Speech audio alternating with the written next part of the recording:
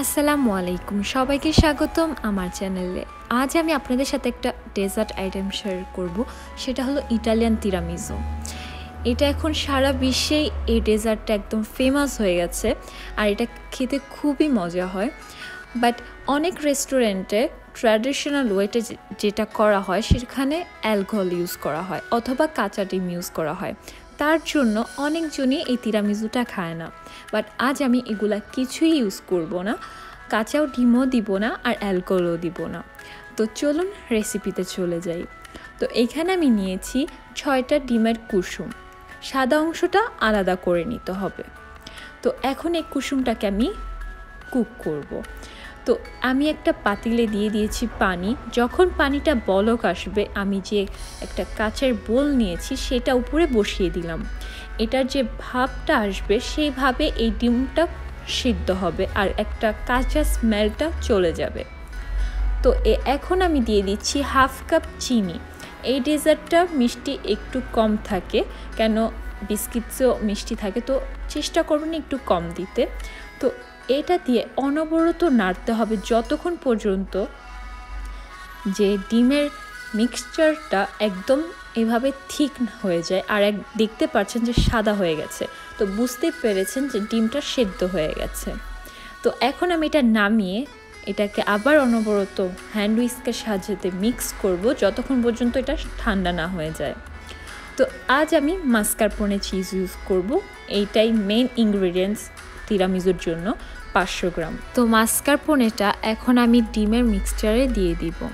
তো অবশ্যই ডিমের মিক্সচারটা একদম ঠান্ডা হতে হবে, গরম দিলে কি এই মাস্কারপোনেটা একদম গলে যাবে, বাবার দলা পেকে যেতে পারে, একদম ছানা ছানার মতো লাম্পস থেকে যেতে পারে।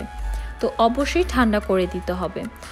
এগুলাকে দিয়ে আমি একটা স্প্যাচুলার সাহায্যতে অথবা একটা চামচের সাহায্যতে, আপনারা সেটাও ইউজ করতে পারেন, ভালো করে মিক্স করে নিব যতক্ষণ পর্যন্ত এটা সব কিছু ভালোভাবে মিশে না যায়।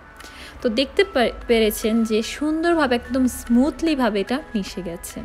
তো একটু টাইম নিয়ে মিশাতে হবে, কোনো লাম্পস থাকা যাবে না, তাহলে কি ক্রিমটা ভালো হবে না আর খেতেও ভালো লাগবে না। তো এখন আমি দিয়ে দিচ্ছি 1 কাপ হুইপিং ক্রিম। এটা আমি বিট করে নিয়েছি, তো 1 কাপ হুইপিং ক্রিম দিয়ে দিলাম। হুইপিং ক্রিমটা দিলে কি ক্রিমটা একদম হালকা লাইট থাকে, সফট থাকে, না হলে শুধু মাস্কারপোনে থাকলে সেই ক্রিমটা অনেক হেভি হয়ে যায়, তো খেতেও এত ভালো লাগে না। তো আমি এটাকে দিয়ে ভালো করে মিক্স করে নিচ্ছি একদম স্মুথলিভাবে। তো এই ফাঁকে আমি একটা ছোট বলে নিয়েছি গরম পানি, ফুটন্ত গরম পানি, আর দিয়ে দিচ্ছি 1.5 টেবিল স্পুন কফি। তো এটা যেটুক আমাদের বিস্কিট সেটুকুই নিতে হবে। তো এখানে আজ আমি লেডি ফিঙ্গার্স বিস্কিটস ইউজ করব, যেটা তিরামিসুর জন্যই হয়। দেখতে পাচ্ছেন যে তিরামিসুর একটা ছবিও দেওয়া আছে, সেটা ইউজ করব।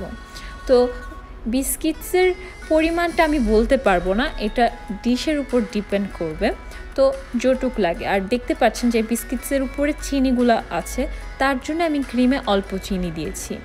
তো চেষ্টা করবেন একটা ট্রান্সপারেন্ট ডিশ নিতে আর একটু উঁচু নিতে, তাহলে কি সুন্দর লেয়ারগুলো হবে আর দেখতে ভালো লাগবে। তো এখন আমি বিস্কিটসগুলো জাস্ট 1 সেকেন্ডের জন্য এই কফিতে ভিজাবো। বেশিক্ষণ ভিজানো যাবে না, না হলে বিস্কিটসগুলো একদম নরম হয়ে যাবে। তো জাস্ট 1 সেকেন্ড ভিজাতে হবে, তারপর এইভাবে সুন্দর করে বিছিয়ে দিব। আর বেশি ভিজালে কি সেই বিস্কিট থেকে পানি উঠে যাবে, আর যখন আমরা এই তিরামিসুটা খাবো তখন একদম পানি পানি লাগবে, পানসে লাগবে, একটু ভালো লাগবে না। তো এখন আমি দিয়ে দিচ্ছি আমরা যে মাস্কারপোনে চিজের ক্রিমটা করেছিলাম সেটা দিয়ে দিলাম। এটা দিয়ে আমি ভালো করে ছড়িয়ে নিচ্ছি, আর চেষ্টা করবেন একটু বেশি দিতে, তাহলে কি সুন্দর উঁচু দেখা যাবে আর খেতেও ভালো লাগবে। তো এখন আমি উপরে দিব হলো কোকো পাউডার। সো কোকো পাউডারটা দিব এটারও পরিমাণ মতো। কোকো পাউডারটা দিয়ে আমি আবার বিস্কিটসগুলো কফিতে ভিজিয়ে আবার সেই যে আমরা কোকো পাউডারটা দিয়েছিলাম তার উপর এভাবে ভালো করে বিছিয়ে দিব। তো আমার আজ তিরামিসুটা জাস্ট 2 লেয়ারের হবে, কেন বাটির উপর ডিপেন্ড যেটুকু উঁচু। আপনারা চাইলে এটাকে 3 লেয়ারও করতে পারেন। তো আমি এভাবে ভালো করে বিছিয়ে দিচ্ছি, আর দেখতে পেরেছেন যে বিস্কিটসগুলোর সাথে সাথে এভাবে সফট হয়ে গেছে। 1 সেকেন্ড ভেজানোর পরও, বাট এটা আমরা যখন ফ্রিজে রাখবো তখন আরও বেশি সফট হবে। তো এইভাবে আমি সুন্দর করে বিছিয়ে দিয়েছি সব বিস্কিটসগুলো। তো এখন আমি আবার উপরে ক্রিম দিব। আপনাদের বাটি যদি একটু বেশি বড় হয় তাহলে সুন্দর করে বিছিয়ে দিবেন, আর যদি একটু ভাঙতে হয় তাহলে ভেঙে বিস্কিটসগুলো দিয়ে দিবেন।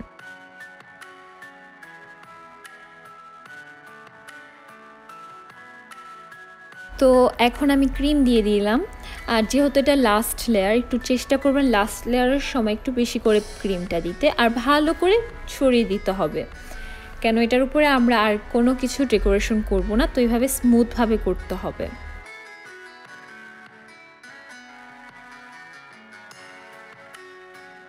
এখন আমি বাটিটাকে ঝাঁকিয়ে নিচ্ছি যে ক্রিমটা আছে সুন্দরভাবে তাহলে নিচেও চলে যাবে।